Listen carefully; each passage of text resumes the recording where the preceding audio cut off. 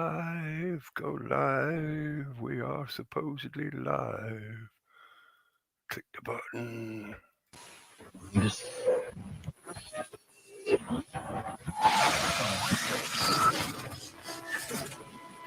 see.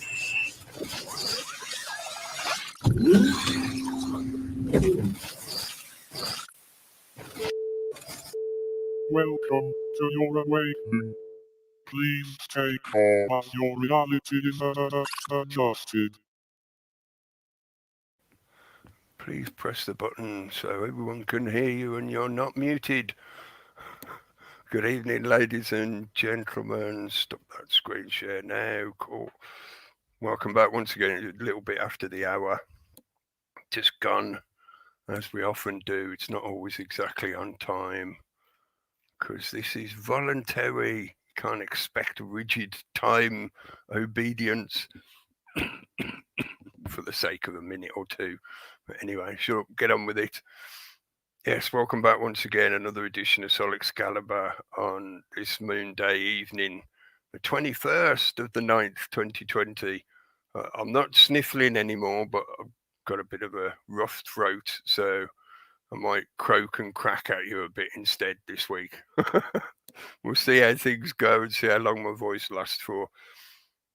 But to be honest, right from the start, especially if you'd like heard it all before and you can't be bothered listening to the same old crap all over again, I ain't exactly got tons to tell you about this week because the stuff has been yet again so obvious and in your face and all across the media that what else do I need to say? Which is why in the subtitle this week I put telegraphing tyranny, because as I've described before, recently-ish, certainly only within the last few months this year, Bojo and most of his cabinet have an unfortunate habit of telegraphing what they're going to be doing. And I say unfortunately just in a way of being able to simplistically describe what they're doing, which on the surface, as it's presented by the media, for most people, they think it is just that kind of buffoonery incompetence that Bojo is renowned for. You know, oh, he's just a buffoon. That's why he's making these silly schoolboy errors and mistakes, you know, and announcing things that are going to happen before they actually start implementing them. The unfortunate reality is that they are not mistakes. They are not schoolboy errors. They are not just incompetence. The government has been relying on the cloak of incompetence for quite a while now, many years really, to disguise deliberate actions that are to the general detriment of most of the public. You know, if you're not in the club, then it's a detriment to you what they are doing. And for the vast majority of us, we're not in the club. We ain't getting a golden ticket. There is no invite for us. We are just the resources that are being used to perpetuate the club. So, this week, yet again, telegraphing tyranny. I'll mention a few things that have happened over the week, just to sort of reiterate the point that if you've been listening to me for a while, you're probably well aware of some of the stuff that they are doing and they are going to be doing, because it seems somewhat inevitable where they are taking this, despite, and again, it's deliberate, but despite the gaslighting that they are doing to the general populace in the media.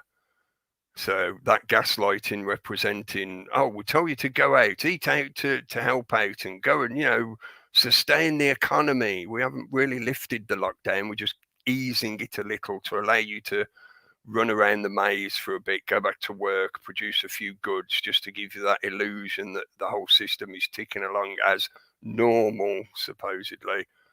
But this is all just a gimp tease where they will allow you back a little bit of those liberties that they've taken away from you. Look up the word liberty and what the definition is of that and the etymology of it, etc. They give you back a little taster of the liberties that you were used to in the normal that you experienced before 2020, because they knew full well that they were then going to draw that rein back in quite hard, which they are now getting ready to do, which is why over the last week they have been yet again telegraphing what is coming in the next few weeks, and that will be further lockdowns. They're using the concept of a total national lockdown, as we experienced at the beginning of March, really. I was going to say the beginning of the year, but it's like spring, wasn't it? Spring, yeah. There's a lot of seasonal connections here, but they've been threatening a full national lockdown. But as I pointed out several weeks ago, if they implement localized lockdowns, at what point does the accumulation of localized lockdowns equate to the effect of a national lockdown? You're not going to need to lock down 100% of those localized areas to then be able to legitimately say, oh, well, look, it's now having the same effect as a full national lockdown. It becomes a semantic argument between the difference of total 100% national lockdown and 98% of a national lockdown as represented by localized. They're localized, so therefore it doesn't count. It's a stupid semantic argument, deliberate misdirection. The reality of the effects of the lockdowns are going to be the same in the way it affects the society we share with, the economy, the prospects of jobs and unemployment, etc. And that then has the knock-on effect to increase poverty, put more people at risk of homelessness, etc., as well as the mental health, what could you call it, the casualty factor. That's their collateral damage that they're willing to accept, the mental health cost, as well as the medical problems cost for those people that haven't received the treatment that they should have been getting because of the lockdown effects. That's all considered collateral damage to protect us, supposedly, from the invisible, dangerous, allegedly, virus that now they are struggling. They're doing damage control in the media to try and distract people from the reality of their own data figures, saying that, well, the cases are going up because we're doing more testing, but the mortality rate is staying right down here. So they're providing proof that the illness, if it even exists, is not as deadly in any way at all as what they originally claimed. They're providing more and more proof day after day that this thing is not even the same kind of risk factor as the seasonal flu, and we don't shut down the world for the seasonal flu. But as I say, these things are not mismanagement or incompetence or simple schoolboy errors that they're making. These things are all being done deliberately because it is that operant behavioral conditioning that requires the subject, whether consciously aware of the consequences of their actions and agreements, it requires the subject to go along with what is being suggested to them. They can tut and sigh and have a bit of a whinge and a moan, but as long as they still go along with it, that is primarily what is required.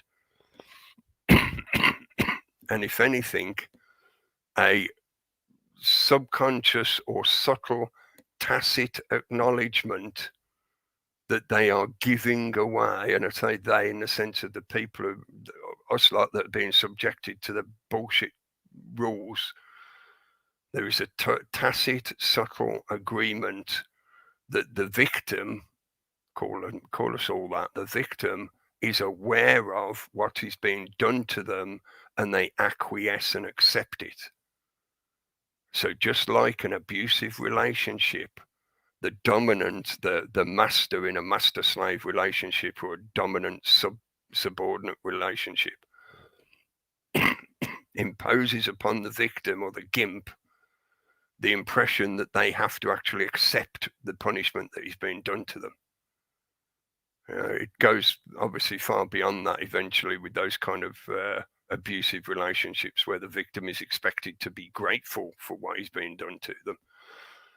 Yeah, but without wanting to digress into the weirdness and fetishisms of people, because there's all kinds of people out there that do that kind of stuff, that is on a mass scale what is being done between the government and the populace of all the different nations that are dragged into this bullshit.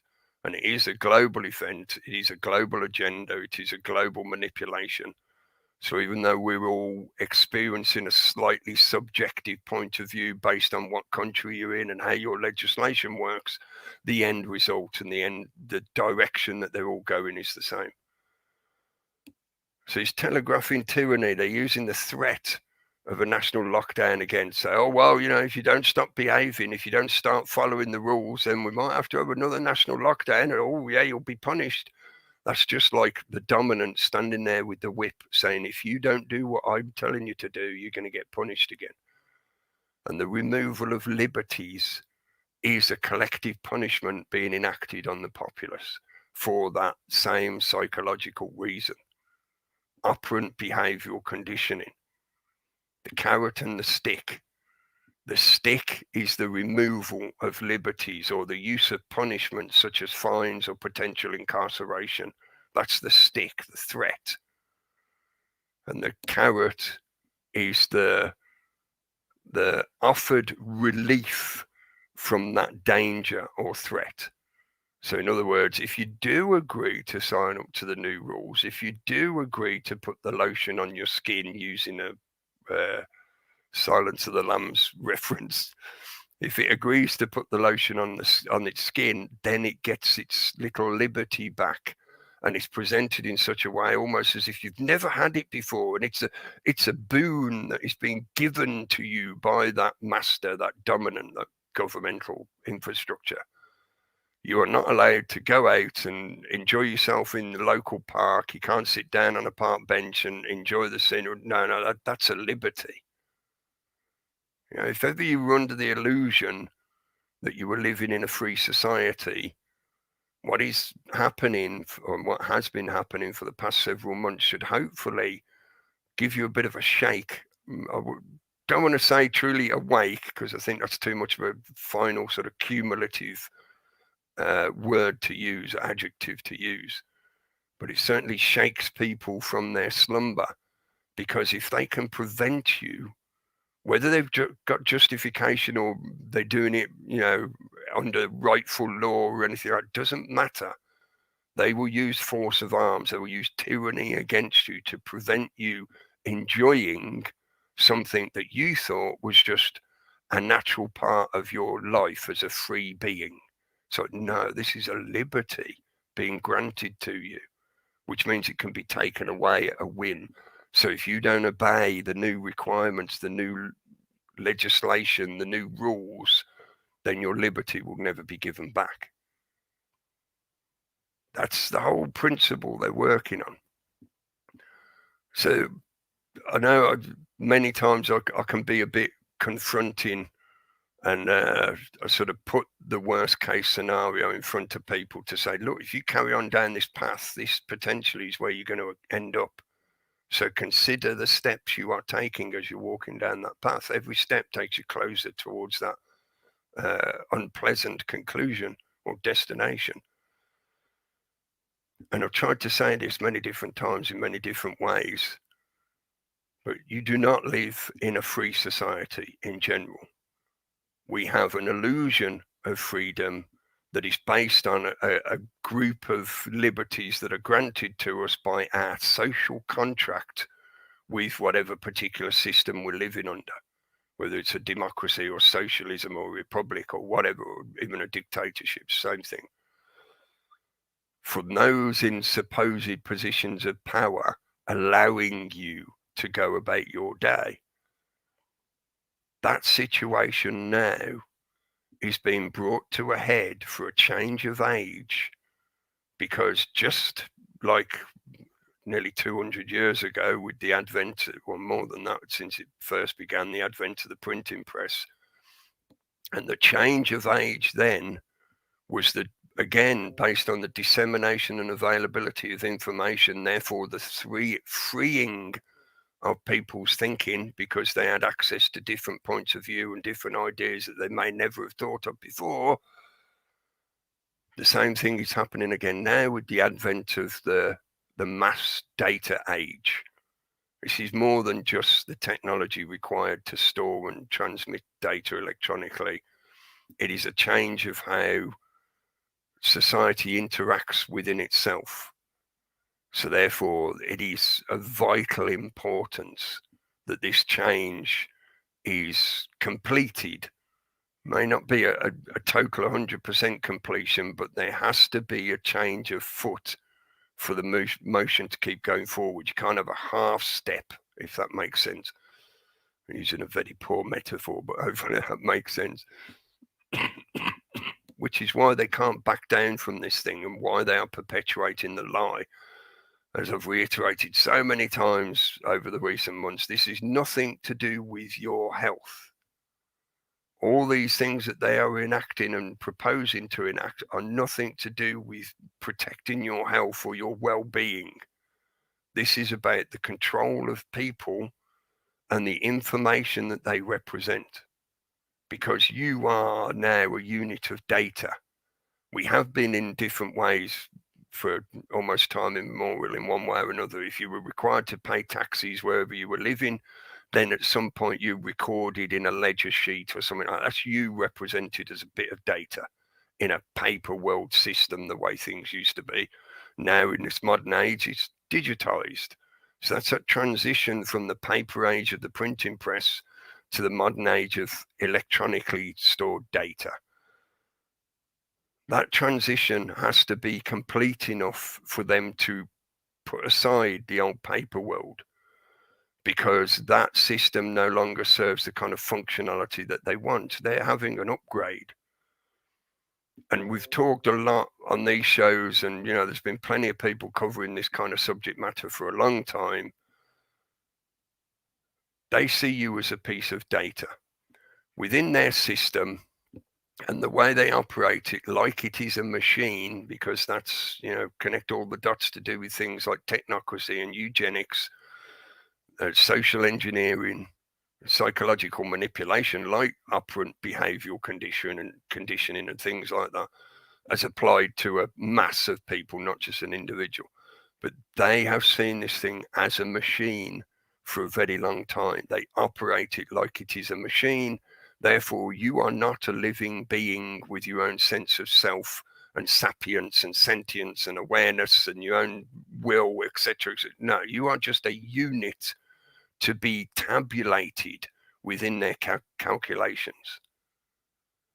So in this change of base technological level of the entire system, you have to be willing and tacitly agree to transferring from your existence in what was a paper-based world to your now new existence within a digital technological world where your data is stored in that digital format.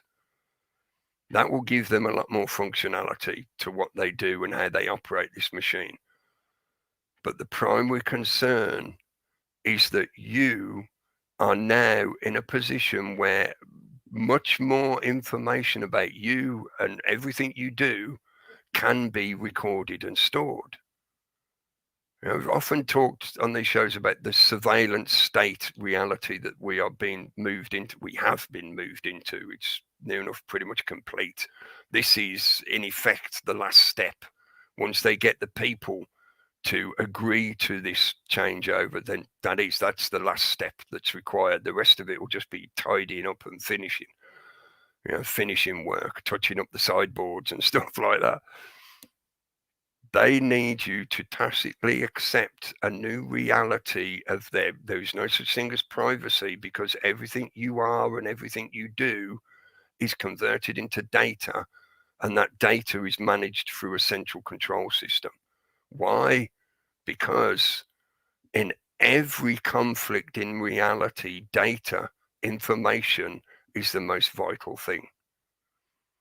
I've noticed recently, I did it myself, I think, a couple of weeks ago, because I thought it was highly relevant.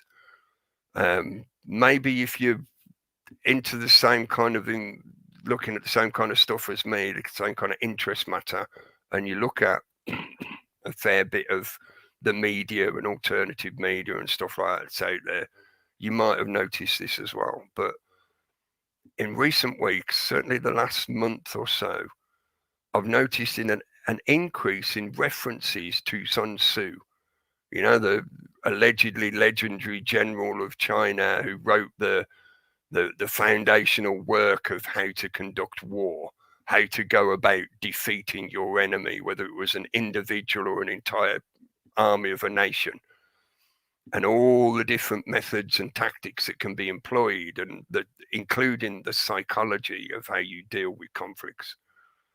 I've noticed an increased reference to Sun Tzu. That could be, how can I put it? It's almost like the smell of the zeitgeist. The smell of the zeitgeist is that everybody's now everybody's a bit too general. The majority of people are now looking at this situation as a war. Whichever side you think you're on or choose to be on, or feel that you're being forced to choose to be on, whatever, there is an opposition and you're in a position of conflicting with them as if you're in a war. As Sun Tzu pointed out very aptly, and it's something I've talked about on these shows for years now, the real way you deal with conflict, the most ultimate success of dealing with conflict, is to defeat your enemy without ever getting into a physical fight with them. The ultimate way of you dealing with any potential physical conflict is by diffusing it with words before it ever gets to that stage. If you can persuade or trick or manipulate your enemy into believing that they've already lost so that they give up and leave the battlefield, you have a supreme win, because you haven't had to put any of your troops at risk of injury or loss or death. So that's an excellent success. And we're now at a stage where they're trying to persuade the majority of people that it would be in their benefit to switch to a digital system. Again, we've been talking about that kind of stuff for years, of how they're trying to cajole people into switching into electronic payments and all that kind of stuff, electronic banking, credit cards, smart meters, etc., etc. To all steadily push towards a digitized environment with no paper base anymore. And this is not about saving trees, folks. They're not doing this because they want to save trees. That's a deliberate green agenda misdirection. They can easily grow what they require to keep fulfilling the paper requirements of the planet. That's been proved over the last however many decades of them doing exactly that. So it's nothing to do with saving trees and saving paper and all that bullshit. All these claims of paperless offices get revealed to be the bullshit they are when you start scratching the surface. And people are still using paper to a large degree to do many things. And the system itself is still intrinsically based on a paper record system, paper record keeping system. It's very rapidly being switched over, but most of all your older records for the older generations, they're all still on paper. It's all still paperwork. But that switchover is required for them to amplify the functionality of the engine of this system so that they can control you better and manipulate you better to their own benefits. And at the same time, it is a tacit agreement. For many people, it is a subconscious agreement that, one, they're going to give up all their privacy, and two, they're prepared to live in a world where everything is tracked and traced about themselves, and they only receive liberties under their social contract if they stick to the requirements of that new digital rule system. So very much the Chinese model social credit system. Again, something we've been telling people about for many years now. And a lot of these things are not possibilities anymore. They're not conspiracy theory anymore. They are conspiracy fact. If you're still under the delusion that this is all just some kind of tinfoil conspiracy stuff, then you are somebody who has fallen for the conspiracy manipulations of those people in power who have persuaded you that the reality that is now in front of you is some kind of fantasy fiction. It's not. That's called gaslighting. Deny reality. Hey, folks, we're not trying to take you into a technological dystopia, but hey, you all need to wear these wristbands that constantly monitor you and where you are and your location. But we're not trying to put you into an electronic prison. Oh, no, not at all. No. Denying reality. That is the definition of gaslighting. Deny the reality of the victim. So now they are telegraphing tyranny to people. I just want to screen share an image. I'm not going to play the whole video. But when this come up today, I thought this was very, very perfectly appropriate for me wanting to do this kind of rant this week. It's on the Firefox page, isn't it? Yeah. I saw a few clips of this doing the rounds over the weekend. This is from the protest that took place in London this last weekend, just gone, at Trafalgar Square. Again, people meeting up to peacefully protest, to gather and share information. Please remember what I said about the controlling of information and movement of information. It's intrinsic to the system of control, of the system of governance, etc. But these are people that met and gathered peacefully to protest. I pulled up this clip from the Anna Breeze channel. She actually got in touch with the guy who's holding the sign. His name's Jeff, and did a little interview with him. Go and check that out on her channel. I'll put let me get the normal short link. I'll put this link in the side chat while I'm rambling. But it is simply that image, I think, just says it all, really. Yeah, that is the reality that's been presented to you, even though the governmental system of propaganda and media control is still trying to gaslight you and tell you, no, it's not. That's not what's really happening. Meanwhile, they are using the same kind of policing methods that we would be presented with by the media like BBC and whatever, whenever they were talking about some third world dictatorship where the population are treated so poorly that the police will just baton charge into a crowd for no reason whatsoever. And that's what you're seeing here. The whole line of police baton charging into a crowd who were just standing around, just doing their thing, showing their signs, chanting a bit and whatever, peacefully. They weren't trying to attack the police. And as they cover in her interview with the guy, there were some incidences of people trying to harass the police or to goad them, but they are a small, tiny percentage that can be easily pointed out and quite often revealed to be agent provocateurs, that they're deliberately to create that kind of violence so that the media can then lambast the protesters. This particular gathering wasn't really covered by the UK media at all. I think it had a kind of like byline mention of, a bunch of crazy conspiracy theories met in Trafalgar Square again. And there were however many arrests, I think 38 arrests, something like that, I said. But this guy, Jeff, was just holding a sign that says, "This is now tyranny." On the other side of his sign, it says, "This is now dystopia." The two the two definitions go well together, really.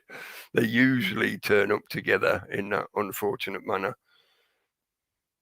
But I thought that was just highly appropriate of the situation at the moment and how, for many people, because please don't fall under the media delusion manipulation that when you see images like that represents, there's only 1,000 crazy conspiracy theorists that would turn up to do something like that. Those people represent a percentage of other people who, for various reasons, didn't turn up on the day. Maybe they couldn't make it. Maybe it was the wrong kind of date. They had other commitments. Maybe they had difficulty actually getting there to turn up for it. Maybe they were worried about being in the public in that way because it could threaten their job, their livelihood, etc. There's many reasons why people would not choose to actually turn up on the day and take part in the gathering. So each of the people who do turn up represented a number of many others, several others certainly.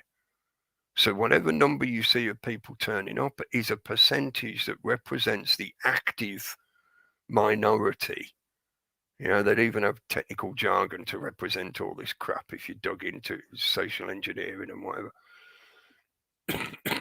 It's like the general concept that it only requires a certain percentage of the population to rise up, and that is what actually begins a rebellion or a revolution. It doesn't require the majority of the population to be grabbing their pitchforks. It just requires a vocal and active minority to be actually doing stuff. And doing stuff does not mean organizing in a militaristic fashion or anything like that. Doing stuff can be as simple as getting together with a few other people and sharing information about what's really going on. Or even just getting together and speculating on what you think might be going on based on the information you have available to you. Coming up with new ideas requires creative thinking. That's what speculation is. Any deductive reasoning, as used in all criminology, requires an element of creativity.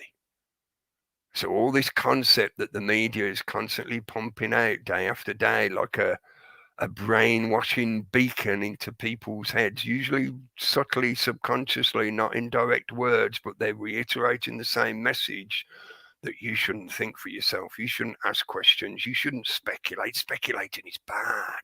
Speculating is evil. If you speculate, you're one of the enemy. They don't want you to spend time thinking about these things or questioning what you're being told by the media, because they know, I haven't got the quote to hand to read it out properly, so I'll paraphrase it from H.L. Mencken, who was an American educator, a very clever guy, but yeah, look into him, he's an interesting guy. But he said, you know, the thing that governments hate the most is educated masses, because they can actually figure out how they're getting fucked over.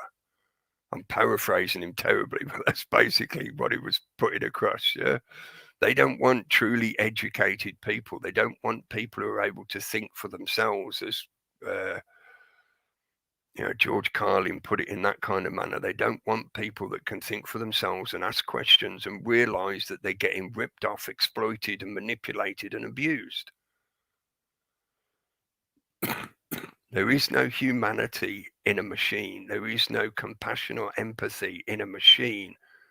It just churns. It just grinds meat. That's what it does. If it can take one thing and turn it into something else, it can then be sold so certain people can make profit out of it and then live a better lifestyle because they're making profit out of what that machine does for them. That's what they do. Like Billy Bob Gates sitting there turning the handle of the grinding machine going, yeah, there's another $1 billion. Yeah, there's another $1 billion. What am I trying to say here? Let me get back to my notes. Yeah, that image to me was like signs in the streets. It was Manic Street Preachers' songs when the signs in the underground. If you tolerate this, then your children will be next. At what point do you draw a line? The line will be different for everybody. But at what point do you jump off the tracks when you see the train coming towards you? If you wait to the very last minute, then you're taking a hell of a lot more of a risk that you're actually still going to get injured in some manner, even if you do manage to get out of the way. Take a bit more awareness and consideration that maybe, it doesn't require you to make some sudden radical extreme changes. It can be little things, little steps, baby steps, little alterations. I've posted a comment under one of Anna Breezy's videos when she was interviewing a psychologist several days ago now, I think. And the psychologist was basically saying loads of things that I've been saying for years. And it's based on that kind of principle of dealing with fear and anxiety. And one of the main elements, what I put in the comment, was basically take the mask off, put on the glasses, as a They Live movie reference, when he puts on his glasses so he can see the psychological manipulations being done. Take off the mask, put on the glasses and smile, because at the moment your smile can literally change the world. And it sounds really cheesy and corny and cliche, but that is the stage that we're at. You can try and have a fist fight with the police. That's not really going to achieve any long-term goals in the way that you really want. In reality, it just serves what the system wants, because it gives them an excuse to keep hitting you harder with their batons, spraying you in the face with pepper spray, etc. Or like they did to the one guy in Trafalgar Square, piling on top of you until there's so many of them that you're unconscious, and then they're trying to figure out, the guy's unconscious. Why is he unconscious now? What's going on? Don't give them those kind of excuses. Unfortunately, it does mean that some people are going to be that kind of collateral damage, like Jeff in that video, if you watch the clips of it, where he gets a bit of, he gets a few jabs from the coppers there. That's going to happen. People are going to get injured. People are going to get bruised and battered and sprayed in the face with chemical crap. In some places in the world, it's a hell of a lot worse. People lose their lives at protests. But at what point do you draw the line? Because the more they progress this thing, the more they can use it as a justification to go another step forward, another step forward. For the last week, they've been dropping hints that are as subtle as an elephant turd in the middle of the road. It's just there you go, folks. It's going to be this soon. Unless you do what we're telling you, it's going to be another lockdown. Don't expect to have normal, Christmas is going to get cancelled because you're also such naughty people that you can't do what we're telling you, even though what we're telling you completely contradicts common sense and science, even their own science. Telegraphing tyranny. They are letting you know that this will be the reality that they want you to acquiesce to. So again, it's that requirement that the subordinate, the victim, literally subjects themselves to the will of the master. So if the master decides to hit you with the stick rather than giving you the carrot, you say, thank you very much, sir, could I have another one? Here's my QR code that says I'm allowed to be beaten by a policeman. One other thing I wanted to mention, because I think I might have said this after we finished the show last week, so it was sort of offline. I never thought about saying it at the time when we were live. I think the main reason why there's been more people in the streets in places like Berlin, there's a few other places where similar kind of numbers were turning out. But in Berlin in particular, it is still in living memory of them being in a city that was literally divided between East and West.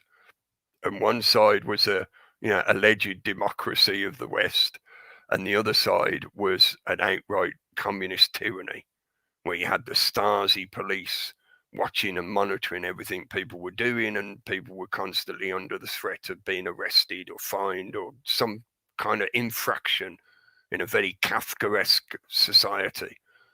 They didn't know whether they were going to get stomped on at any minute. So I think that's why for many people in Berlin, this is something that it may not be them personally, but maybe their grandparents or their elderly parents remember what it was like living during that time in Berlin. They may remember, the coming down of the wall in the 80s. They've had real direct experience of what it's like to live within a tyranny, which is why so many of them went, hang on a minute, this is happening all over again. Get out in the streets, start getting organised, start getting into communities and sharing information with each other because this thing is coming at us like a freight train. I think for many people in the UK, it's been a long time since that kind of level of deprivation has been put onto the populace on a whole. You know, not since wartime when you had rationing and curfews and things like that. So for many of us, there is no living memory of that experience anymore. There's a few people left alive that have living memory of that. Most of them are gone or will be gone soon during this winter period when they again deliberately manipulate the situation to put elders at risk so that they get rid of more of the elderly. I've been saying this for however many weeks and months now. This is not incompetence. These were deliberate actions taken to cut off the dead wood. That's how callous these people are. That is the mechanistic thinking of a system that is completely devoid of compassion or emotional content because it is being operated like a machine, like an engine. Those elderly people were considered useless eaters. They would have presented or do present a massive financial burden of pensions. At what point do people not stop and question the new reality, the new abnormal, that elderly people are now told that they're not allowed to retire until they reach a certain age, but they are extraneous to requirements and they're actually dangerous to society because once they get over a certain age, they become like super spreaders with the potential of the alleged virus that they could be spreading around to people. So they're expected to isolate and seclude themselves from society until they die of neglect and loneliness.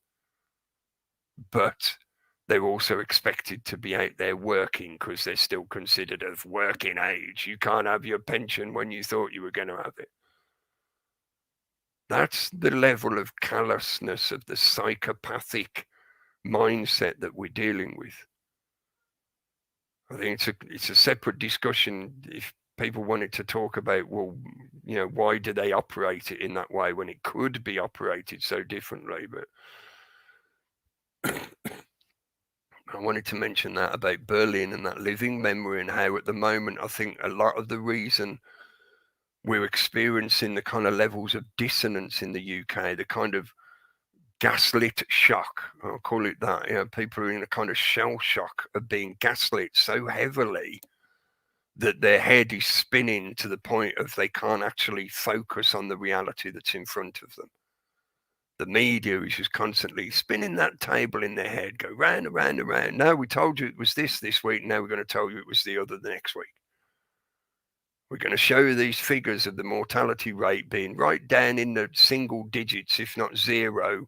But at the same time, we'll keep telling you, be afraid, it's going to get you, it's going to kill you, it's going to get you, it's going to kill you.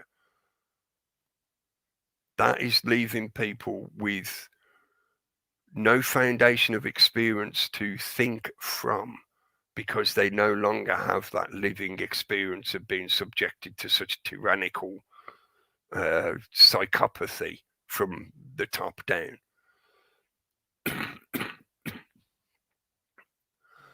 And I'll leave it at the point of, there's a phrase, I'm going to screen share this one because it will make more sense if I just screen share it rather than me trying to explain it or spell it out kind of things to explain what I'm talking about. There's a Latin phrase, tabula rasa, which almost literally means blank slate. You know, rasa, I think, means he's stripped of something. You know, everything that was there was removed, and tabula is tablet. You know, so I'll my screen share. Yeah, I'm pointing at the screen, thinking, am I actually showing that? Yeah. The tablet was the old sort of clay tablets that they'd use for day-to-day notation and tabulating. Etymology is where we get the word tabulating from. But the concept of tabula rasa is the blank slate. Another way of thinking about it is the concept of the empty vessel. And I know this has religious connotations to it, but I'm not using it in that religious sense. It's more to do with the mind and the thinking and the experience of reality. Tabula rasa is like the empty vessel. If you don't have something in it, somebody else will come along and make use of that empty vessel. Somebody will come along and do a bit of graffiti on your tablet, your clay tablet, because you're not using it. So they got that creative spark. They're like, oh yeah, draw a little picture, yeah. But from the point of view of what we're talking about in representing the use of manipulation and media propaganda to mess with the public's thinking and put them in a constant state of fear and heightened anxiety and stress and cortisol levels and all that kind of shit, so that then they're so desperate for a solution that they'll just accept whatever's presented to them, including things like the digital track and trace, global digital gulag that they're being presented with. And that is that empty slate, the blank slate of people don't have, I'm saying, this includes me, I do not have personal living experience of living under a tyrannical regime. I managed to escape it when we were young, when they had the revolution in Nigeria, when my family used to live in Nigeria when I was a little kid, and we left when the trouble started getting really bad. So I didn't see or have any experience of that kind of thing directly. But that, I think, is a reason or a partial explanation as to why so many people are experiencing that kind of level of dissonance and are finding it difficult, even after several months of this stuff going on and on and on, and these telegraphed messages being put in front of people constantly, day after day, that they're still on the back foot, they're still spinning, they're still, well, is it or isn't it? Is it or isn't it? I'm not sure. That bit looks like it's tyrannical, but that bit says it's for my own benefit, it's for my own health, it's going to save me. So which is it? Which is it? And while people are in that dance of uncertainty, the system has been implementing the next step and the next step. A couple of weeks ago, we talked about the new app that was being trialled in Ireland, that track and trace app. The same thing will begin here soon. They will begin it as voluntary, but as it is, the way it will be presented in the media anyway, as it is proving to be so popular and everybody's adopting it and everybody wants it and all the businesses want it so that they don't have to worry about checking people at the door of the shop, and all the employers want it so that they can have all their workforce checked so they can operate their business. It will become not so much mandatory. They won't need to make it mandatory in the same way as they won't necessarily need to make vaccines mandatory. It will just become a standardized, accepted part of the way society operates. That's the real trick to societal changes. If you go in with a great big hammer and try and smash it all down in one go and create like a tabula rasa, create a blank slate, and then go, right, everyone, now let's build the new society and start all over again from scratch. That creates a schism between the old and the young generations and the old and the new world that you're trying to build or create. So instead, they do these kind of insurgency tactics on a psychological level. They come in and they go, right, what's the foundation of your belief in a free society? Right, smash that up in your thinking. Will make you so uncertain about those definitions that we've been giving you for years. We'll completely do a 180 on what we taught you 10, 20, 30 years ago. Now we'll come in and we'll take that definition and we'll scrunch it up and smash it up and twist it and turn it into something completely meaningless. And you'll be left in such a spin that you'll be, save me, please give me the answer, save me from this chaos. So what I'm saying here, what I'm trying to say, is if they're telegraphing tyranny to you, and even if it's a tiny, tiny voice in you that says, that seems tyrannical, that seems just over the top, dictatorial, nasty, oppressive, dystopian crap, what's going on? Give that thought a moment. Take a breath or two or three and let it sit for a while. Don't just run away from it in shock of like, oh, how could I be thinking that? Oh, they'd never do that. Oh, no, that's a scary thing. It's a little bit like normalization and aversion therapy, similar to what we were talking about recently with all the Peter Geddon and the Cuties movie and all that. But this is how aversion therapy can be used in a beneficial way. Let that idea sit with you for a while. Then go back and look at the information that you were presented with that made you feel that way. On the second breath, after the emotion has subsided, after the shock or the fear or whatever emotion it is that it's pulling up out of you has subsided, look at it again.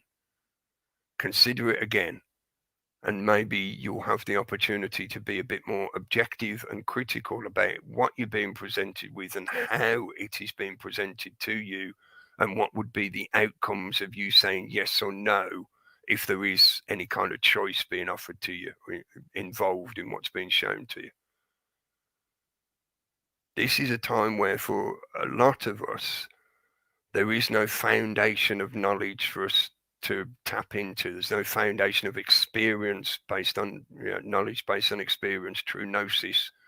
There is no experience that we can reference, not directly in a very clear or certain way, as if we'd, like in Berlin, where we'd lived in a situation where there clearly is a tyranny operating there. Oh, thanks, Goethe. Thanks for hanging about. I know we were talking before we start on air as well, so yeah, give it a moment, give it a second thought. Don't get stuck on it. Don't fixate and obsess on it, because that can create a quagmire, a stagnation as well, that is, serving the purpose of the system. They want you to slow down and stop and just be in confusion and fear, and then jump on their bandwagon as soon as they drive past your house. But no, give it a little bit of time, allow the emotion to settle, because that's primarily what propaganda works through, is inciting emotions, preferably extreme emotions, to push you one direction or the other. Carrot and stick. Does that thing that we just shown you make you afraid? Yeah, that's the stick. And over here, we're offering you the carrot. So the stick is, if you don't do as you're told, you're going to die of the terrible illness. We'll come and get you, we'll arrest you for being a naughty person, we'll fine you, we'll do this, that, and the other to you. The carrot is that, oh, but if you have this device with this app on it, then you'll be allowed to do all the things you love to do. You can go out and play, and you can play in the sand pit again, and everything will be lovely, and fairies and rainbows and unicorns. Carrot and stick. Well, it seems appropriate for me to shut up at that point, unfortunately, just before Gary was going. But I know he was pointing out some of the interesting correlations of planetary alignments and conjunctions that have been happening this year.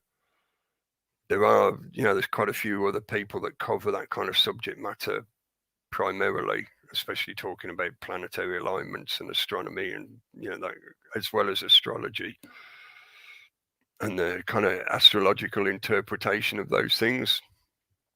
But of an interesting note, he's pointing out one of the Pluto cycles, which happens to coincide to approximately a 19 to 20 year cycle. And we've just recently been experiencing an approximately 19 to 20 year cycle. It's been approximately 19 years since 9/11, and we're now experiencing another global societal change that has been initiated by some form of catastrophe or disaster. This time it's the illness, the alleged virus. Last time it was the threat of the invisible enemy of the terrorist within, or the terrorist coming from abroad, etc. But the principle's basically the same. The threat of something invisible that the public themselves can't actually directly deal with or address in any way, Therefore, government or rulership is required to deal with those threats. Hi, Dean, you all right? Yeah, right, mate. I just, I forgot what I was going to say. Tabula rasa. Oh, no. Well, let me just do a couple of kind of like housekeeping things. House calls. One is I'm going to take next Monday off because, as I have been doing with these shows, when I started doing this broadcast originally, the concept was, because we did the reality chat on a Wednesday night on the reality chat channel, that was kind of like the news and events review that we'd do. And I felt like I needed an hour or two for me to talk about some of the things that I wanted to talk about, points that I thought were relevant, that are not necessarily just to do with the news. You know, I wanted to make some points about philosophical foundations and psychological manipulation and how it works and things like that. So I started doing these shows with just me talking to the camera. But after a while, it felt a little bit like I was just preaching.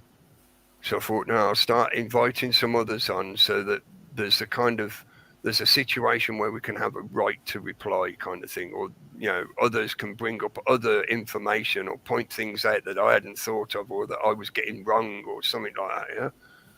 So started doing the shows like this, and then I got into the habit of doing them in a kind of serialized fashion.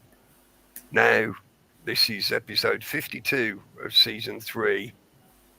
And as I say, there's not been any kind of strict calendar-related system of how I've been doing it. It's just been numbered in a kind of serial fashion. But I feel now it's got to number 52 of this season. That equates to a year's worth of episodes, because 52 weeks of a year, even though I've missed a few weeks here and there, so the actual total amount of time is a bit over a year. But I think it's about time to switch to season 4.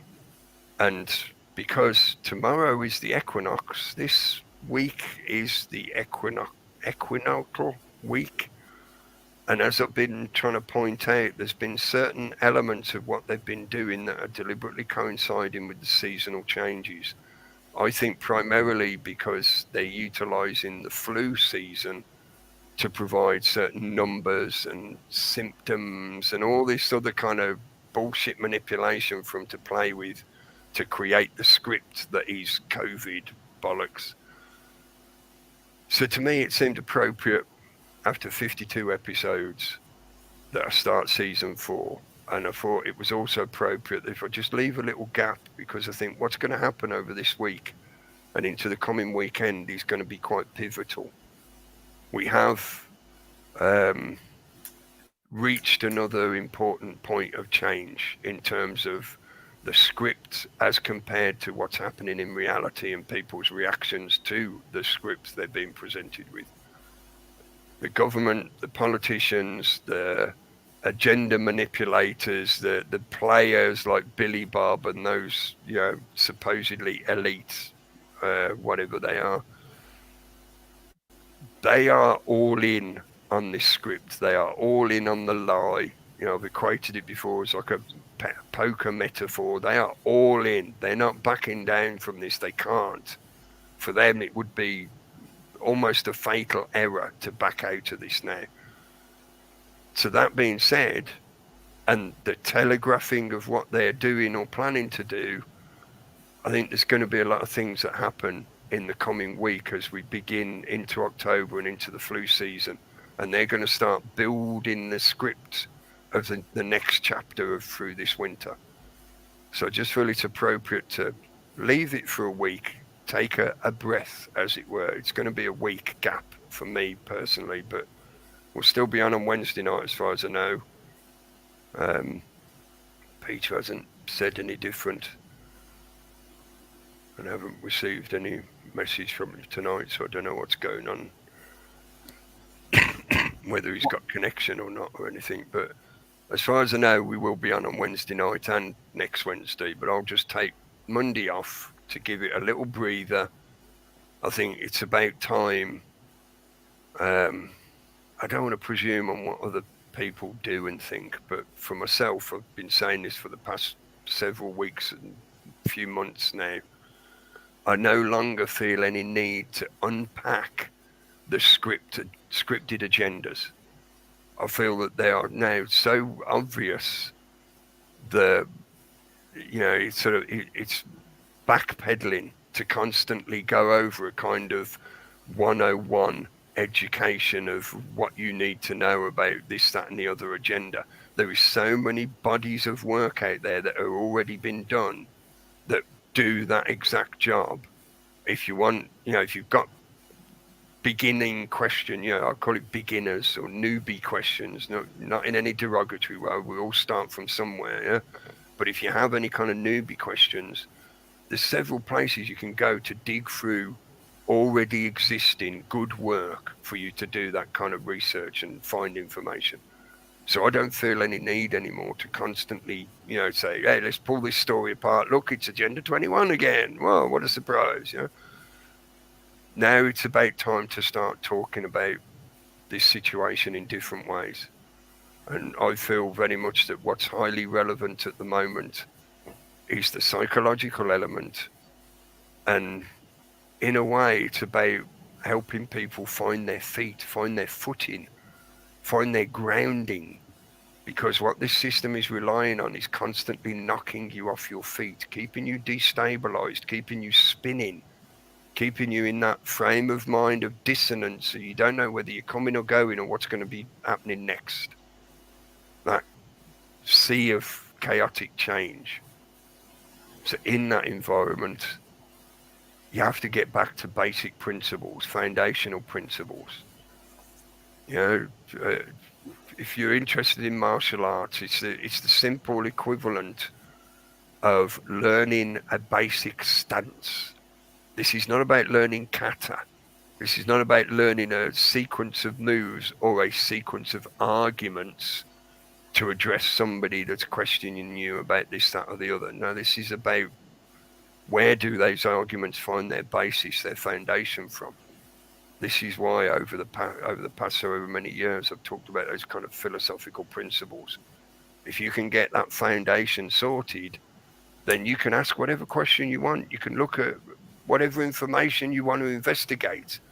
And those basic principles will help you work your way through that chaotic, confused mass saturation of information and data.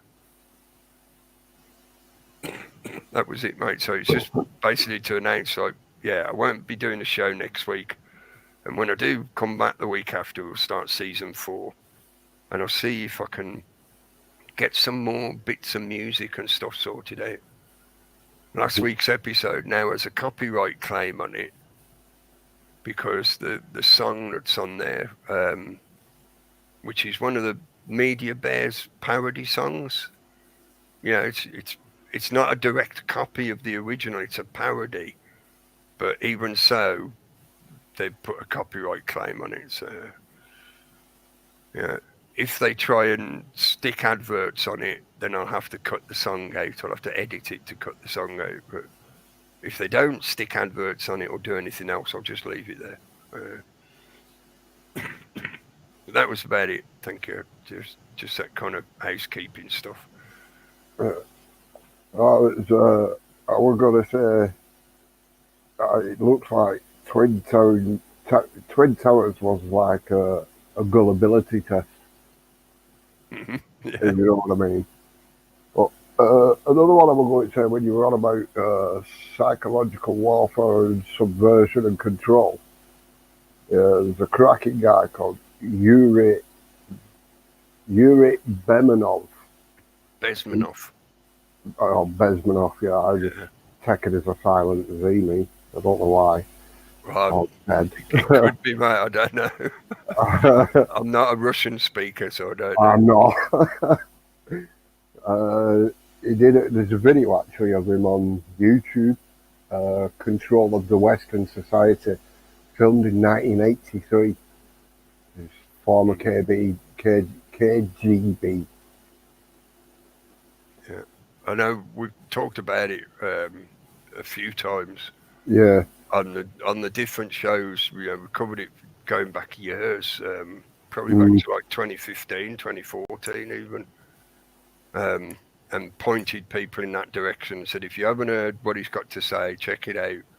I think it was originally recorded by G. Edward Griffin, the American author. I just put in a link in the side chat here. This is for more music stuff. I don't want to play it because of the fact it's on a, well, I don't know if he has got it on a normal label, but it's just that same old problem of copyright strike bullshit that YouTube does.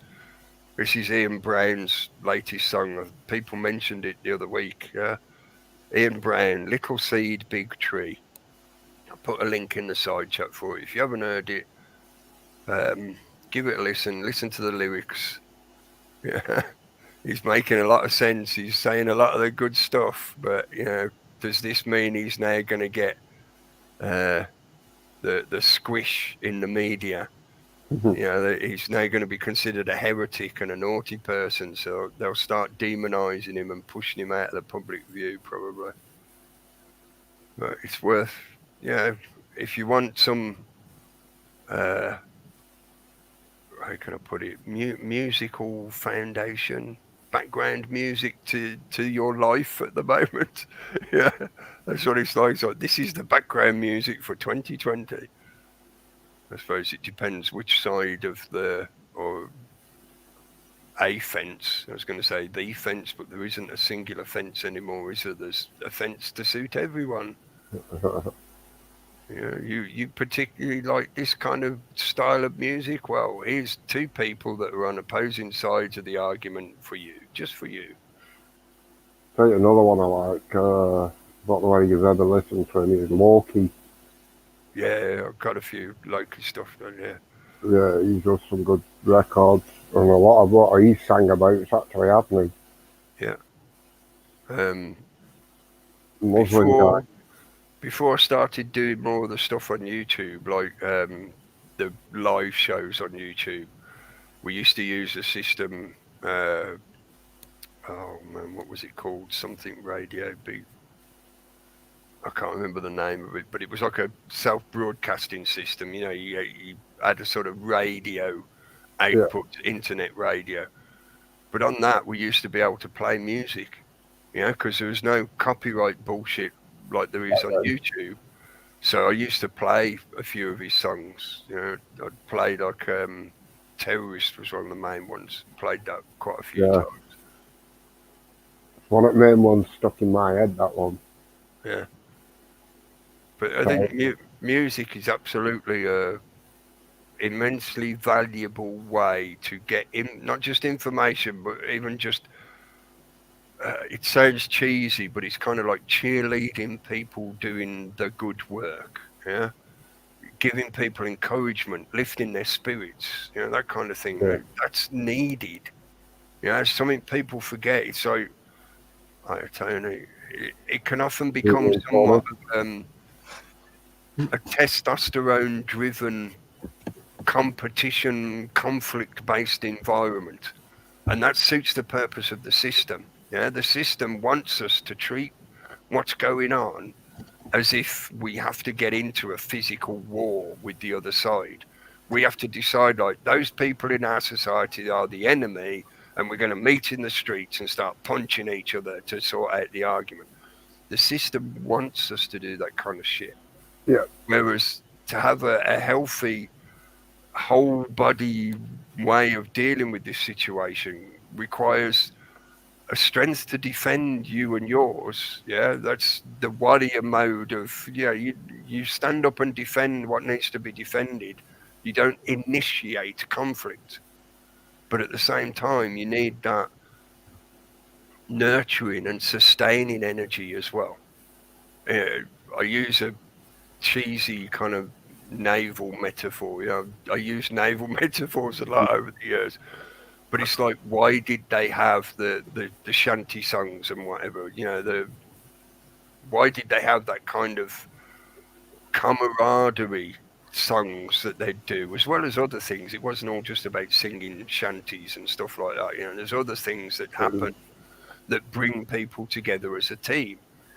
the system learned to manipulate that. I experienced that myself when I went in the forces, and they do all that shit where they break down your individuality and they get you to form into a team with your fellows. Yeah. Yeah. Right, this help when you've been on a march on a tab. Yeah. And you just get you singing about your unit and shit like that. It's like, hang on a minute, sorry, British Army, not US Marines. You know what I mean? Yeah. But it's the team you're in that matters most. Is that a mode for my Excalibre? In a way, yes. Yeah. My fellow droogies, however you meant to pronounce it. Yeah. There is obviously a bad element, like technology can be used for good and bad. It can be taken to an extreme and turned into something bad, like oppressive. I mentioned it a few times tonight. Operant behavioural conditioning. It can be used in an oppressive manner, but at the same time, there's no denying the reality that we as a species would not be where we are now if people didn't have that ability to uplift each other and keep each other going. Survival rates increase when people have others in that situation with them. When you are a lone survivor, your survival probabilities drop a lot. Because you sort of, if the two of you are will feed each other and you will propel each other to survive that bit longer. Yeah. It's far more than just division of labour and skills. That's an element of it, but it's also about the sharing of psychological and spiritual burdens. That gives us all more power, more resilience to deal with whatever adversity we're trying to get through. So that's why I think using music, it's not just about doing a protest song for the sake of a protest song. It's the same kind of energy of helping people to keep going, to sustain that adversity and deal with it and get to the other side of it. Who's your uplifting ones, Cookie?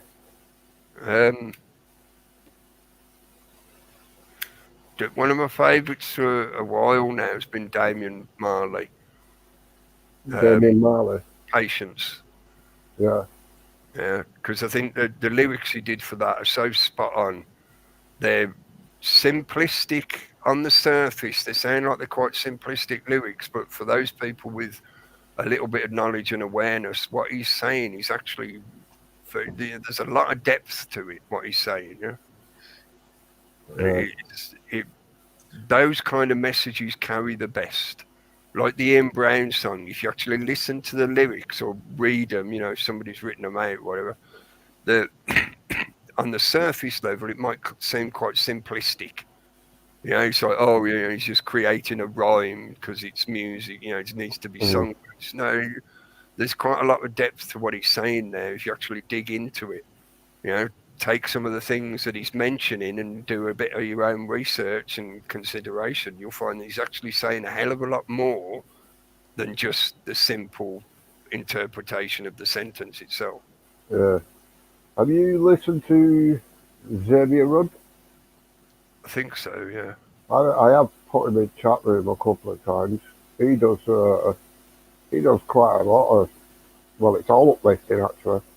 He's more down to earthy guy. He does one called United Nations. It's where he's walking up the street and people just join at back of him, walking up, singing with him and that. But he's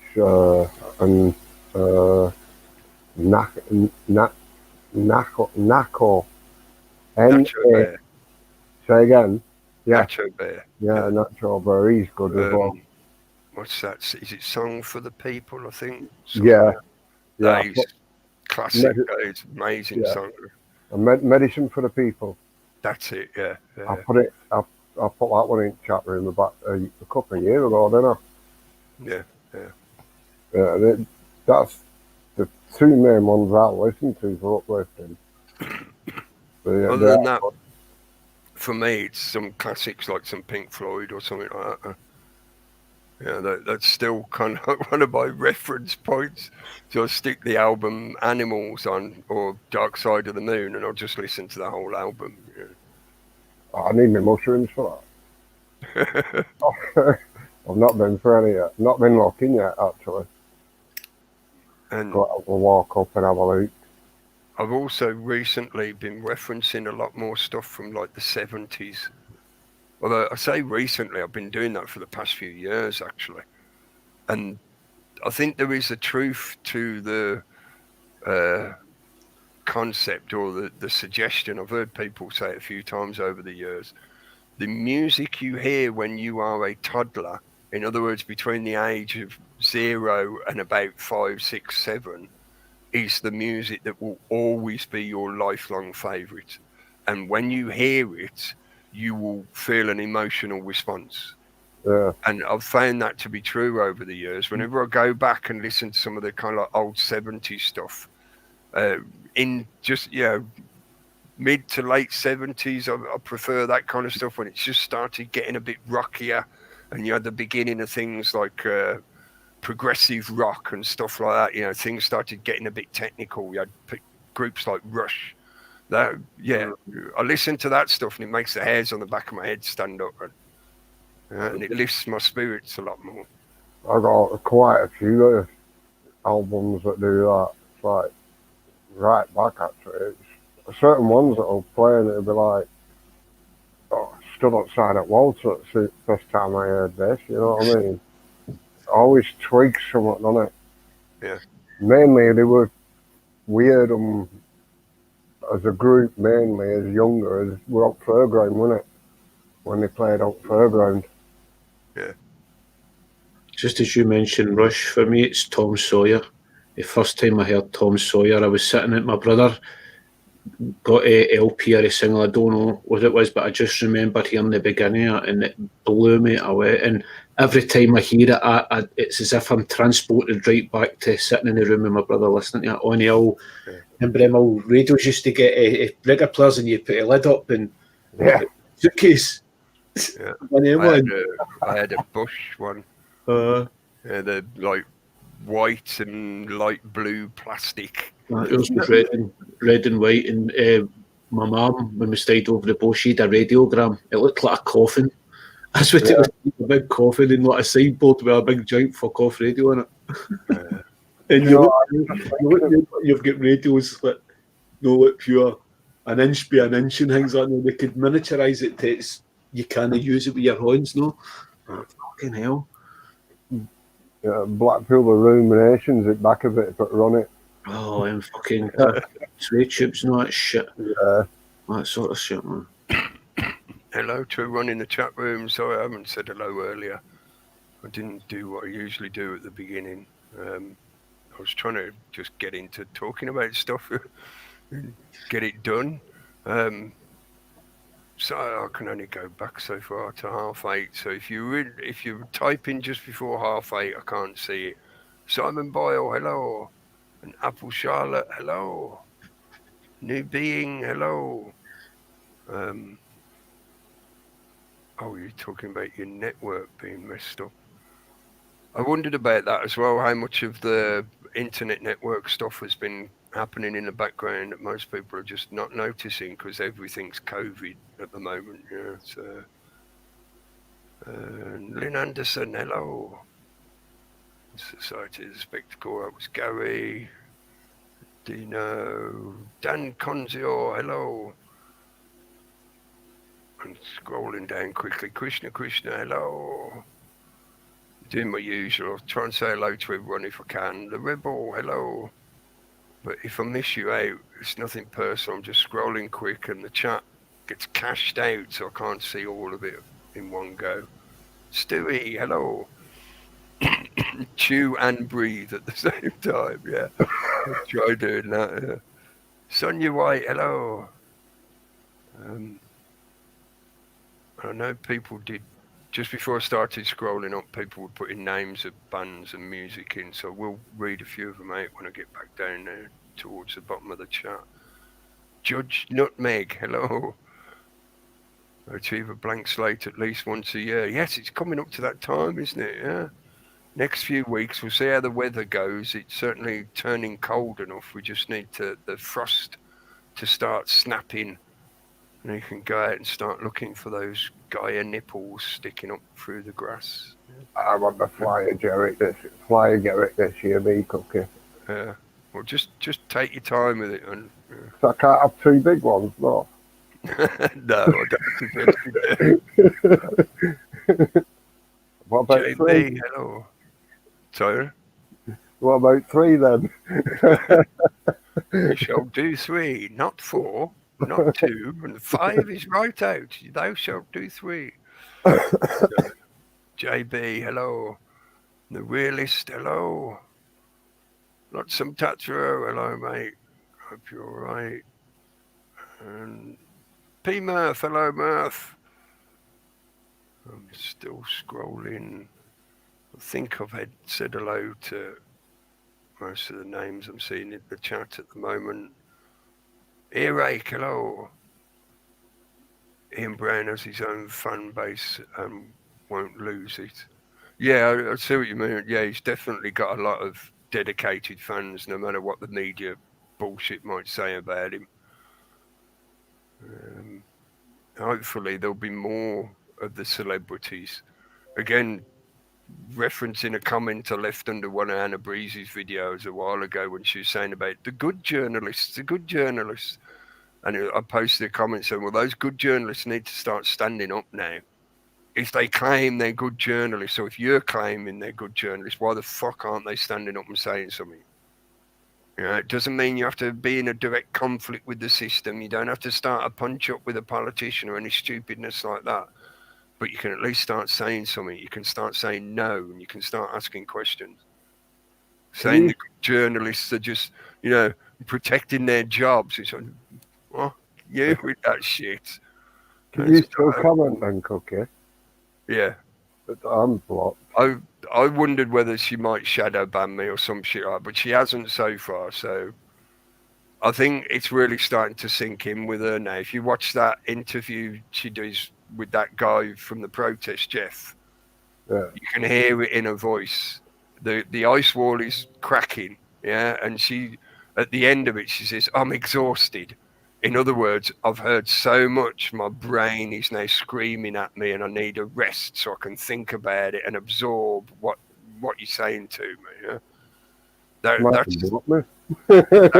when people get to that kind of, saying they're exhausted from it, that means the ice wall is crumbling, the denial is crumbling, and the exhaustion they feel it's a bit of a trick. It's a psychological trick that is not to your benefit, but it's the way the mind feels about something dying and you taking on something new. It's like all of a sudden you have to take on all that responsibility yourself. It's like when somebody first tells you about well, I was going to say one of the big traditional conspiracies in the world, something that's provably been declared as obviously acknowledged and whatever, like the Gulf of Tonkin, something like that, it's clearly, distinctly said that it was a false flag. Therefore, the whole basis of the Vietnam War was a lie. When you explain that to people and they have that realization that they can't deny because it's there clearly in front of them, being presented to them from an authority figure that they usually accept, they have to accept it as the new paradigm.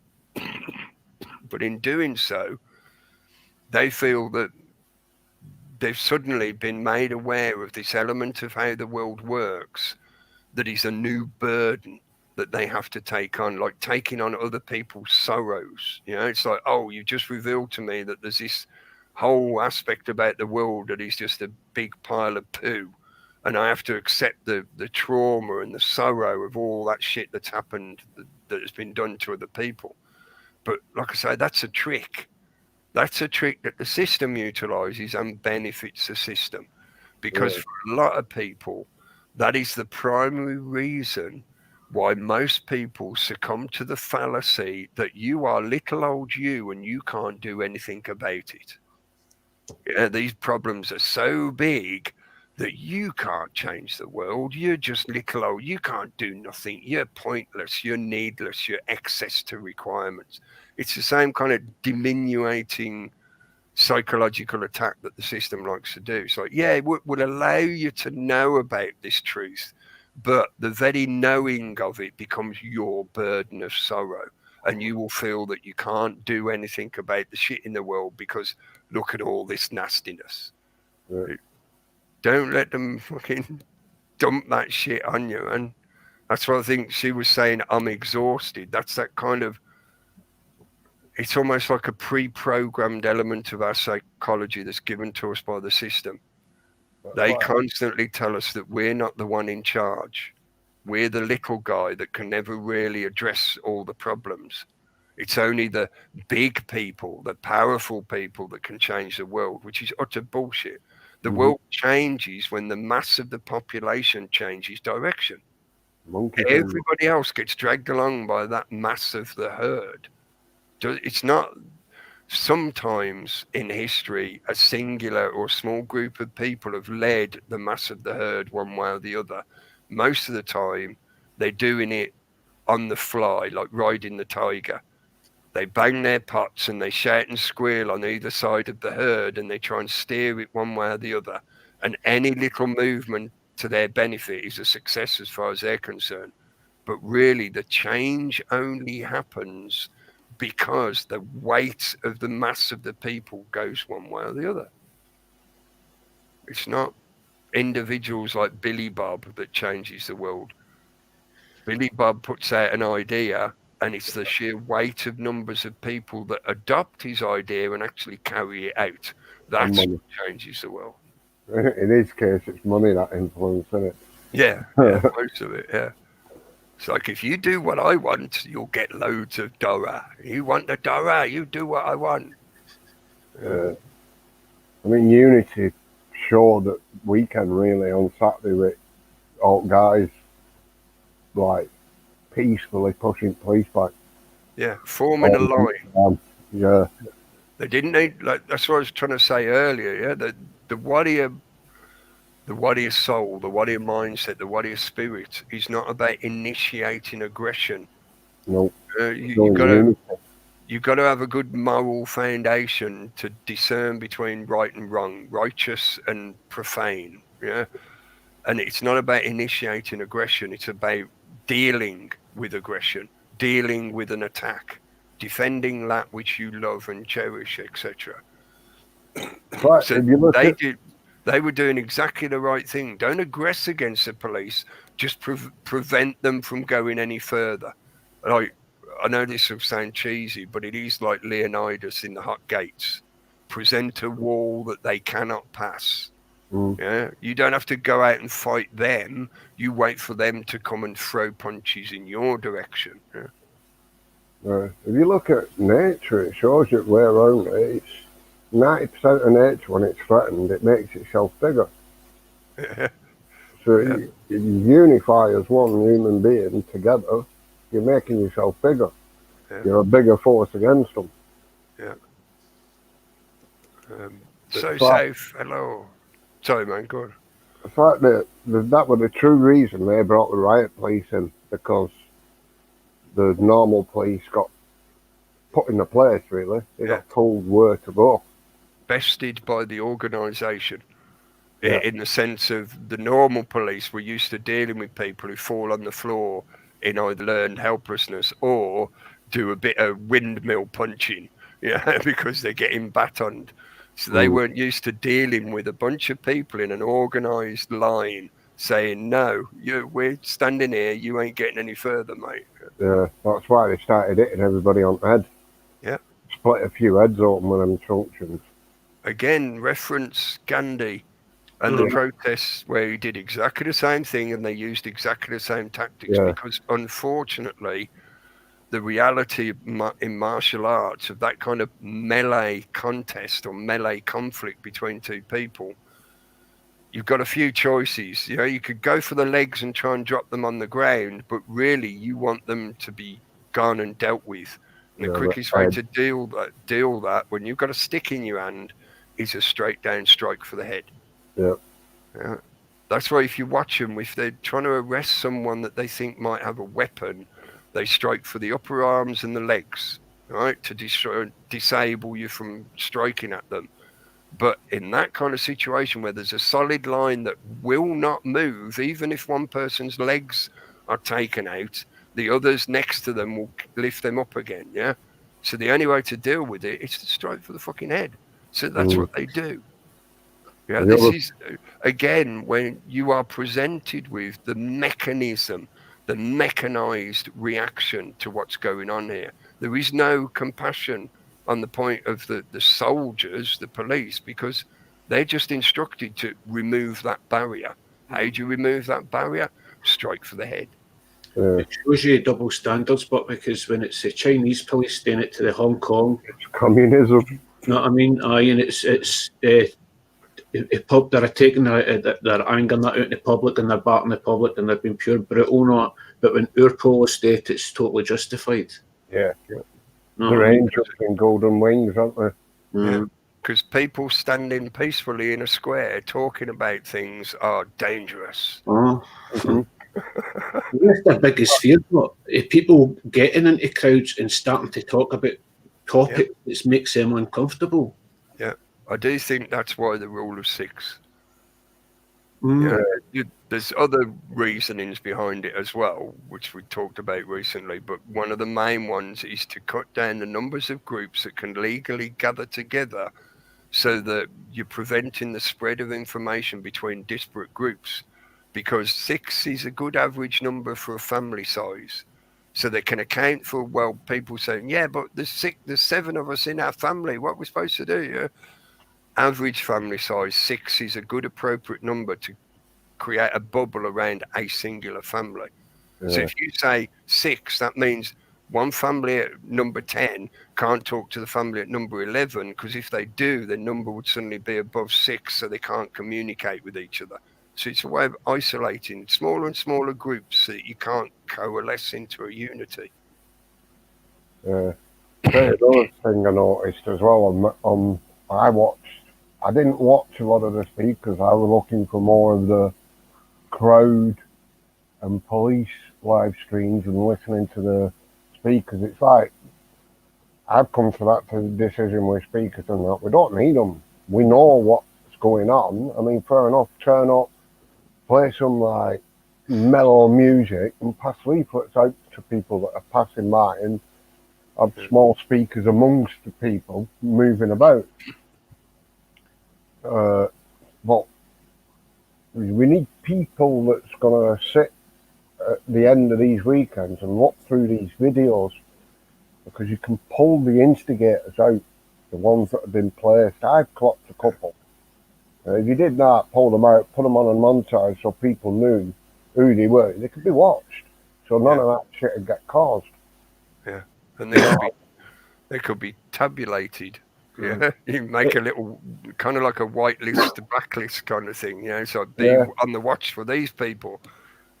I know that the Antifa and whatever groups are doing literally that, and they have been trained by not only social organisers, but deeper into the network, they're trained by people with military experience as well. And they're being taught to do that kind of thing. Well, you need to get your videos, go into 4chan and get to all the autistic ones on there, and they will fucking... They done it with somebody, I can't remember what it was, if a guy, I think he murdered somebody, and they went on to his social media and found out where he was and that sort of shit, pure heavy investigated it. And that Shia LaBeouf, I told you about a flag. They had the flagpole and the flag needed to know where it was, and these characters triangulated the star pattern in planes flying overhead and found out where it was. That also unfortunately demonstrates the power of the surveillance of this technology. Even if you think you don't interact with it much, you still leave a data trail that people can do things like that with. There's a footprint though. Everything that we do is keystroked. Everything that we do is quantified and put into our names on it. So in the future, if you do commit some nefarious crime, they can look back and say, here's, we should have... They've got a full playbook of what you've done. We can maybe cover it on Wednesday, but I noticed, I'm not sure who it was who put it in the Skype, a news story from Australia from Victoria saying that they're considering pre-arresting people who might cause trouble or organise a protest. So it's pre-crime. So that is, again, I pointed this out, that they might call them, they might label them quarantine camps, but to all intents and purposes, they are internment camps. And that's only one step away from a concentration camp or a gulag. Yeah, and if they are given the illusion of legal right to take people away on the suspicion that they might do something in the future and put them into one of those camps, and folks, what the fuck are you looking at? Yeah, But that goes way beyond the dissonance. That's just should be screaming in your face. But that's when they will be using everything you do on social media. They'll be running an algorithm to whittle out who are the potential threats like that, or who are the ones that's going to go to internment camps first. Yeah, exactly. It's making sense what all these DUMs and FEMA camps in America and all that are for, doesn't it? Yeah, that's, I think, partly for the potentiality of disasters, like the grand solar minimum or other things that might occur that would cause some kind of natural disaster where they'd want to be hidden away in their deep underground military base. But I also think it's preparation for the split, because at some point, if things carry on going the way they are going, then at some point there will become a much more distinct split between people globally. Those that choose to carry on with the system, whatever it asks of them, whether it's, you must give blood every day to be tested, and then you're allowed to live in these planned up list environments and smart cities, etc. And then there'll be everybody else who doesn't agree to go along with the system. And we will be driven apart. And eventually those that choose to stay within the system will become the servants of one tier or another. They'll either be a bureaucrat or a shit shoveler or whatever, but they will work within the smart cities to serve the existence of those super wealthy elite that exist in a completely different reality to the rest of us, where if anything threatens them, they can just go into those secure locations like a dumb. So even if it's a global catastrophe that would potentially wipe out 90% of the population, they'll be all right because they've created that completely separate existence to the rest of us. Yeah. As a kind of media, I know it's fantasy fiction, but as a media reference to the kind of thing I'm talking about, see the movie Elysium, with the way the elite live on the space station, and the rest of us are left down in the dirt, basically. That, I think, is what a lot of those bases are being built for. They're going to be the secure underground network that connects the smart cities, that will be where the system is powerful, where the system itself carries on. Everywhere outside of those mega smart cities will be the Wild West wastelands where the rest of us live who don't agree with their shit. Jesus, it sounds like Judge Dredd. Yeah, or like Mad Max. This week I was thinking of titling the show Beyond COVID Dome. And I was going to call it Max Fax 3 Beyond COVID Dome. Mm. Yeah. Cookie, it's the second time today I've heard the split popularity theory. Yeah.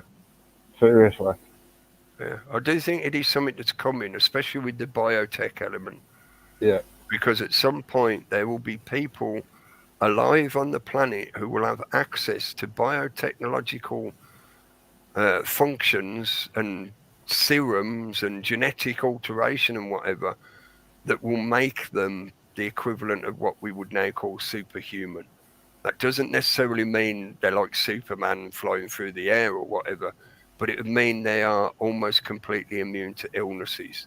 Or if they get an illness, it can be cured almost instantaneously, like in the med beds that they have in the movie Elysium. Can cure almost anything. All you got to do is lie on it for a few minutes. at some point in the not too distant future, we will get to that kind of stage. And I when think- that happens, that is a distinct split, a class-based split between the whole of humanity. I think they've been telling us this in the last 10 years, 10, 15 years in films, really. Yeah. Like The Maze, Escape from Transcendence. New York. The list endless, innit? Yeah. You know what I mean? That's also a way of pre-programming the effect Yeah. that you want. In the same way as a hypnotist precedes the victim with concepts that get the mind ready for the hypnotism to begin. You know, hypnotism isn't all like an on-off of, oh, I do this and then all of a sudden you're hypnotized. They are saying things to you right from the start that leads you down the path towards falling into a trance. That's And right. the media is that kind of hypnotic effect on people. What it is, and it's a subliminal hypnosis Yeah. control system, isn't it? Yeah, and they're foreshadowing what they want us to accept. Who, apart from a few nerdy people who are really into their science fiction fantasy stuff, if you go back 20 years, how many people had even read Brave New World, let alone heard of it? Yeah. Not that many. Now we're at a stage where it's common parlance. Yeah. Now the social commentary of the big discussions that are actually allowed, you know, that fill up airtime and whatever, is things like that question. I made this argument however long ago about the superhero movies with the main bad guy Thanos, and how that whole script was deliberately designed to bring the concept of eugenics back to the general population's table.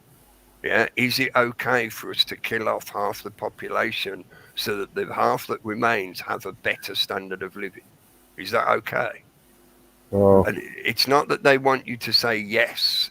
You know, it's not as if they want you to suddenly jump and go, oh, now I'm a believer in eugenics. Yeah, kill all the poor people. By putting the idea in your head, they begin the process of when you see it happen around you, like, oh, well, fuck, you know, yeah, at least we're still alive. Yeah, as long as I've got the QR code on my phone, we'll be allowed to live, so everything's good, okay? You just accepted, you just acquiesced to half your population being slaughtered. mention books. Have you read 1900 or Say, read what, sorry? 1900 or The Last President? It's got two titles. It's either the 1900 or The Last President. Is that the one about Trump? No, it was actually wrote in, I think it was 1800. I think it was something like that, or maybe in early 1900. But yeah, I'm almost positive it was 1800. In 1800s it was wrote. Yeah, The Last President it was called. I've started reading it. It's a pretty decent read. I just thought you might have heard of it, see what your take on it. Well, seems alright so far. I thought I had heard of it, but I thought it was something that was referencing Trump. Not directly, but it's a story that... Book from 1800s predicts Trump will be last president. Barring Trump, marvellous. That's the one I was thinking of, yeah. In 1890, Ingersoll Lockwood wrote two books. I'll put a link in so people can go and read it. I was just going to put it in our chat as well. I've just put it in ours as well, Cookie. Probably jog your memory if you look at it. I remember Really Graceful covered it a while ago. Last year, maybe. Let me... apart from coughing, let me cough. But Get it out. I was just going to carry on scrolling down. Oh, no. Hang on. Yeah, I heard it. Yeah, it was just tickling, stuck at the back of my throat. It wouldn't stop. So, yeah, let me just finish carrying on scrolling down the chat. I'm sure I saw So South in the chat as well. Hello. I'll try from there. Paula, hello. Because I think I'd said hello to everyone I can see in the chat so far. I keep scrolling down because I know I saw a few other names. We Mad Mental Me, hello. No, said hello to you. Said hello to you. Hello to everyone. Yeah, all the people in the chat. Thanks for joining in. Thanks for chatting in the chat. Gas Mask, hello. Yeah, I think I've scrolled all the way back down. And yeah, I was looking as well, trying to spot people mentioning music and songs, but that's already now cashed out. I mean, how the chat's cashing out a lot quicker than it used to as well. It's because it's non-stop. I don't know whether they've reduced the amount it's allowed to cache or something, but it just seems to be chugging over a lot quicker than it used to. I don't know, whatever. Have you got slow mode on as well, Cookie? Not on the StreamYard control page, no. I'd have to go into the YouTube page to turn that on. Yeah. In general, though, the chat doesn't. It's not that it moves too fast. It's just clearing the cache quicker than it normally does. Yeah. So now I can only scroll back to, what's it say, 9:20. Whereas when I started looking at the chat, it allowed me to go back to 8:30. Now it's 9:20. Yeah. James Owen, hello. So, and I know I did to answer what Lynn said about the onion soup. I have tried it, but I don't know whether it's just not strong enough for me or something. It didn't really seem to do that much for me. It helped in terms of coating my throat to prevent that kind of tickly cough effect, but it didn't sort of help shifting the crap off my chest. Just so maybe a bit of a tangent so people understand.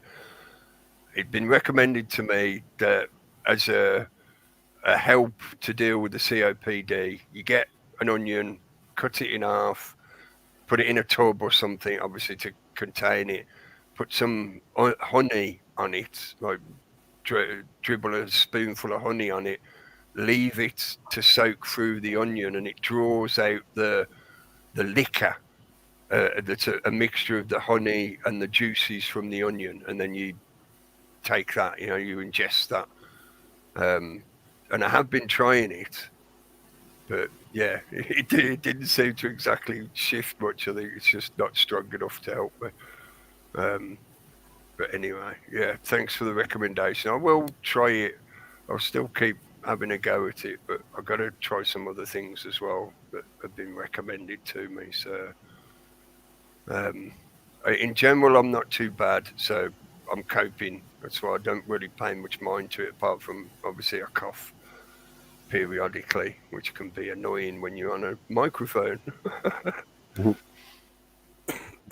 But the other thing I wanted to mention that I saw whizzed past in the chat when I was trying to keep an eye on it was the classic question about solutions. And I know this is something that we've pointed out and talked about in one way or another so many times over the years. And I think it could be more refined in the current situation.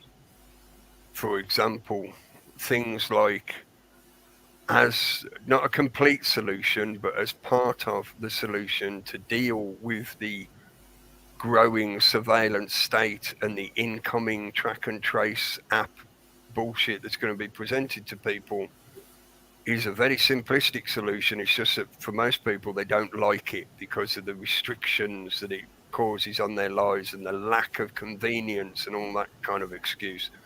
But basically, stop using those smart devices. It's as simple as that. Don't have a smart device in your home if you can absolutely help it. Don't get one of the like Alexa or Amazon, whatever talking bauble thing that it is. Don't have them in your home. Preferably don't get a smartphone. You can get what are called dumb phones, which are up-to-date technology, but they're designed in such a way the operating system on them doesn't harvest your data constantly like the smartphones do. That's the key element here, really, is the harvesting of your data, which then allows them to manipulate and control you. And if more people turn away from the smart tech, then they've got no way of implementing the electronic fencing, which is part of that surveillance state system. So in other words, it's going to be meaningless having a sensor on the entrance of a shop that decides whether you're allowed in or not based on the app in your smartphone that says you're COVID safe or not, like that Irish one that we talked about. Yeah, if you don't have a smartphone in your pocket, then there's nothing for the sensors to read. So the sensor can't go beep, beep, beep, you're not allowed in because you've got a red code. No, you just walk in the shop. If that particular business is then the kind of business that decides to refuse you service because you don't have a smart device, then go and spend your money somewhere else. At the point when they start putting those kind of restrictions on the basic necessities of life, it's all seen Jungle Book. You know, so when you're talking about like preventing you from buying food, shopping, basic staples of life, if they do that, then yes, that's a stage where you've got to protest, you've got to organise and do something about that situation. But if you're talking about things where it's consumer products that are not necessities of life, then why don't you spend your money on something much more beneficial to you? At some point, people have to start turning away from the consumer placation of that emptiness they've been given by the bullshit of the system. The system manipulates people by their consumer desires. Shiny thing, make it all better. Are you feeling sad because of all the horrible imagery we've been showing you on the media, all the horrible news stories about bad shit happening in the world? Do you feel bad? Maybe you should just go to the shops and buy yourself some shiny trinket to make yourself feel better, some consumer therapy. But that whole process, it's a cycle of abuse. That cycle of abuse does nothing but perpetuate and strengthen the system itself. So start having a bit more discernment about what truly has value in your life. Stuff, and in particular consumer products, and even more so if all they are is a convenience or a service that gives you pleasure, think twice. You cannot just have a magic pill to deal with all the shit in life and suddenly transition into a world of unicorns and fairies and loveliness. Sorry, it doesn't work that way. There has to be a certain amount of sacrifice for what you're trying to achieve. The way I approach things is not about sacrificing what they call blood and treasure. I don't want people dying or losing of themselves because of all this shit. But there's a hell of a lot of other stuff we can do that will shift the weight of that movement of the mass, the weight of the herd. If the weight of the herd stopped buying consumer junk, half of those businesses that perpetuate that consumer junk would die out. If people stopped buying pharmaceutical magic pills to solve a problem, a lot of the power of those pharmaceutical industries would diminish. This is applicable across all layers of how we live in this society. Give up the convenience and the illusion of comfort and safety, because it is absolutely an illusion. As just talking about solutions, but in that kind of sense, it's sort of, I don't like the idea of presenting to people a bullet point plan of you do this, then you do this, then you do this, then you do this, and job done, solution. I don't think it works that way, and certainly not when you're talking about the biggest global event that has happened in recorded history. That's literally what's going on here, folks. I don't think some people really register the gravity of what is occurring around them. This is the biggest global event in recorded history. So at some point, you've got to sit back and think to yourself, well, if it is the biggest thing ever, surely I can do something. Because otherwise you will just get swamped by it and you'll get dragged along by it and potentially drowned in the chaos that it creates. Maybe that sounds overly dramatic and, fucking rhetorical monologuing and whatever, but I think that is the point to get across to people. This is the biggest thing ever.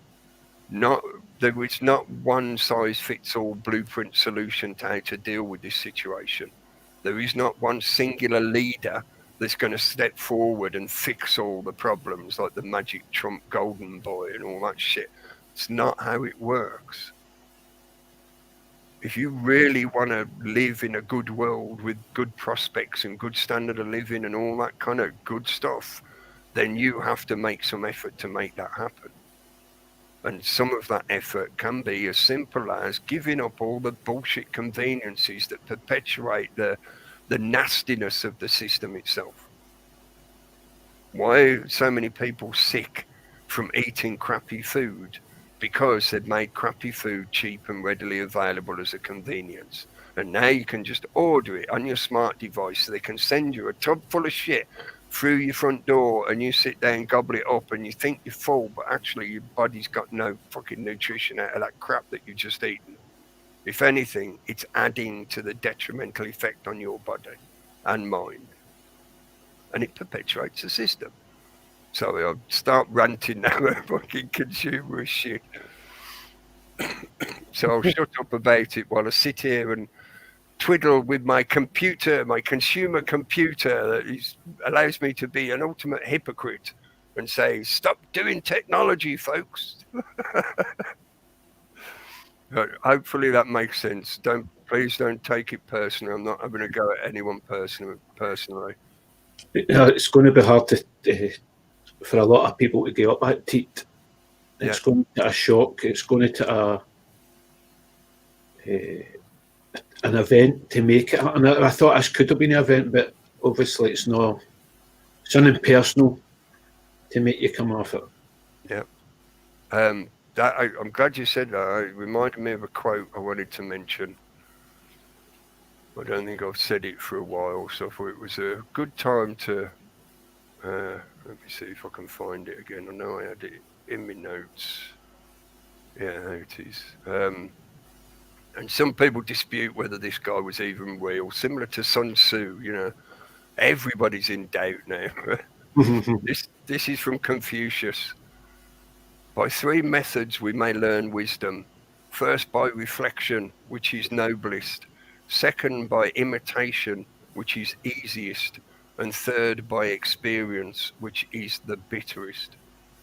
And that's what he's talking about. You'll either wait till the very last minute of that train coming down the tracks towards you, and your learning experience will be getting off the tracks just in time and maybe getting a bit injured because you waited till the last minute. That's the bitterest way to learn from what's going on around you. Whereas if you take a bit of time, again, sacrificing other consumer shit that's going on around you, take a few moments out for yourself. As one of the quotes from the Zen masters goes, you should meditate for 15 minutes per day. And if you don't have enough time to do that, then you should meditate for an hour a day. Oh, do you know what I was just going to say then? Think about it. Do you know on the solstice, everybody that's been going to these protests, they should turn up at these prominent circles instead and send positive vibes out on the solstice. From like Stonehenge and things like that. Yeah.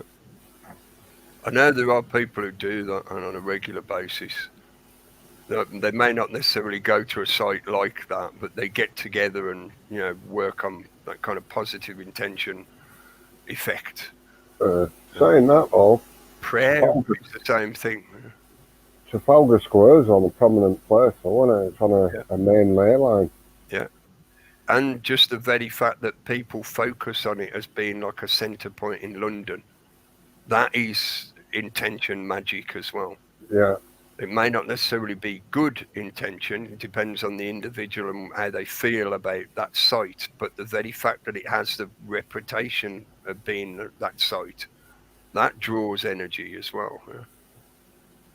And it sometimes, for many people, I know they dismiss this kind of non-materialist concept, but it is very relevant. I feel, I'd say that is my opinion, whatever, but yeah, I do feel that kind of element of the movement of energy is very important at the moment. Why they timed it around the seasonal changes as well. You've even got scientists coming out now, Cookie, that have been like, now the global warming side has gone and they can't win their fundings as easy. You've got a lot of the scientists that are actually coming over to the reality of science and looking at facts now. Yeah. So there's a lot more coming awake. And I forgot the point of what I was going to say. I rambled on that much then. I forgot what my point was. What? Focusing intention, or scientists realizing that intention does actually have an effect that can be measured, like the placebo and nocebo effect. That was it. The connectivity of everything, like universally and planetary, every bird, every insect, every human, all connected. Yeah. There's a lot of scientists coming around to that. That was my point. Jesus, that was hard work, wasn't it? We'll get there eventually, right? Thanks again to everyone in the chat for joining in, and thanks to everyone tuning in after the live broadcast to be a time traveller. I think we're on Wednesday night, as far as I know, on the Reality Chat channel. You'll see it if it pops up. So if you subscribe to it and got the notifications, do all that usual thing, subscribe, click the bell and jump through hoops and stick a burger on your head and you'll be safe from the COVID. Yeah. Subscribe to this channel and click a bell and stick a burger on your head and you'll be safe. There you go. But yeah, we'll be back again soon, folks. Don't believe all the hype, and don't forget I'm going to take a week off next week and then we'll be back with season 4 and we'll see how things are progressing from there. Maybe we'll go back to the solutions point again as well. Start with something like that. That'd be a good way to start it as we're heading into the winter. Thanks for joining in, guys. Click the button and say catch you. Cheers, okay. Cheers, everyone. Good morning. Cheers.